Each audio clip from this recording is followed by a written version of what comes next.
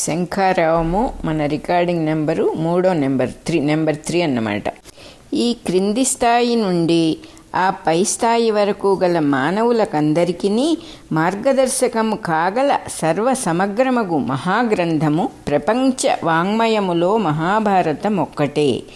దాని సారాంశమైన నవనీతమును నారాయణుడైన భగవానుడు నరుడైన అర్జునునకు ముద్ద చేసి అందించెను. అది ఏ భగవద్గీత. సర్వ వేదాంగముల ఉపనిషత్తుల జీవమైన సారమే భగవానుని వాక్కు. నేటికి 5000 ఏండ్ల క్రిందట కురుక్షేత్రములో భౌతికముగా జరిగిన ప్రపంచ మహాయుద్ధములో 2 సేనల నడుమ ప్రజ్ఞామయ స్థాయిలో జరిగిన ఈ ఉపదేశమును వ్యాసుడు వాగ్రూపమున నిబంధించి లోకమునకు ప్రసాదించెను. ఆధ్యాత్మిక సాధనమనగా లౌకిక జీవితముతో ఎక్కువ సంబంధము లేనిది అని కొందరందురు. అట్లే లౌకిక జీవితమున ఆధ్యాత్మిక సాధన ఉండదు అని మరికొందరు అనుకొందురు.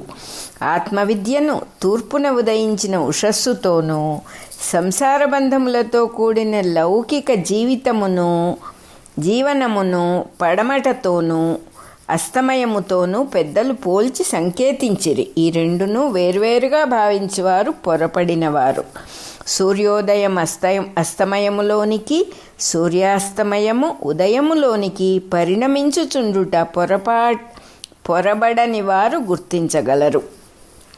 ఇట్లు గుర్తించిన వారు లౌకిక జీవనములోనే ఆధ్యాత్మిక సాధనము సాధ్యము అని గ్రహింతురు. ఆధ్యాత్మిక సాధనలో లభించిన స్ఫూర్తి లౌకిక జీవితమున ప్రసరింపచేయుట కూడా నేర్చుకొందురు. దీనిని రాజయోగ సాధనా మార్గమని కులపతి ఎక్కిరాల కృష్ణమాచార్య మరల నిర్దేశించిరి. వారు లోకమునకు మరొక మారు ప్రసాదించిన అద్భుతమైన మార్గం ఇదియే. ఇందు పూర్వకర్మ దుఃఖానుభవములను భయంకరముగా అనుభవించు ఆవశ్యకత లేదు.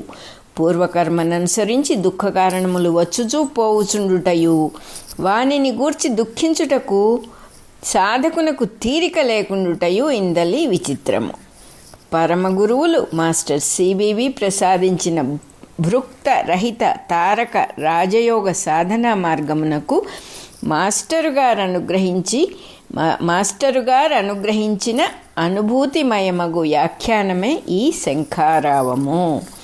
ఈ సాధనా మార్గము సర్వసమగ్రముగా భగవద్గీతలోని రాజవిద్య రాజగుహ్య యోగమున ప్రసాదింపబడినది. 1000 సంవత్సరముల నుండి సామాన్య మానవులకు గుహ్యముగా ఉండిపోయిన ఈ మహావిద్యను మాస్టర్ గారు ఈ అధ్యాయమునకు వ్యాఖ్యానముగా మానవజాతికి ప్రసాదించిరి. దానికి మొదటి వేదికగా విజ్ఞాన యోగము, అక్షర పరబ్రహ్మయోగముల వ్యాఖ్యానము నడచినది.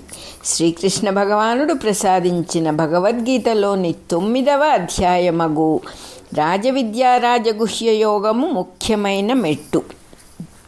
ఈ అధ్యాయమును అవగాహన చేసుకొని సాధనా మార్గమున పయనించు సాధకునకు తరువాతి మెట్టుగా విభూతి యోగము ప్రసాదింపబడినది. తనలో కానీ ఇతరులలో కానీ కనిపించు ఉత్తమ లక్షణములన్నీయు తమ స్వంతము కావనియు అవి అన్నీయూ అంతర్యామి లీలా విశేషములనియు సాధకుడు దర్శించి అనుభవించవలెను. అప్పుడు ఈ సృష్టి అందంతటను వేర్వేరు వ్యక్తుల జీవుల రూపమున ఉన్న ఒకే అంతర్యామి పురుషుడు విశ్వరూపుడుగా దర్శనమిచ్చును. అతడు తానే అనియు తాను వాని యందు భాగమనియు కూడా దర్శనమిచ్చును. ఈ సృష్టి పుట్టుటయు గిట్టుటయు కాలపురుషుని క్రీడానియు అతడు విశ్వరూపుడే అనియు దర్శనమిచ్చును. ఆ తర్వాత సాధనమంతయు లోకమున కనిపించు వ్యక్తులను వారి ప్రవర్తనలను వాసుదేవుని లీలా విశేషములుగా గమనించుచు ఆ వాసుదేవమూర్తికి సర్వ సమర్పణముగా భక్తిమయ మార్గమున జీవితము సాగును.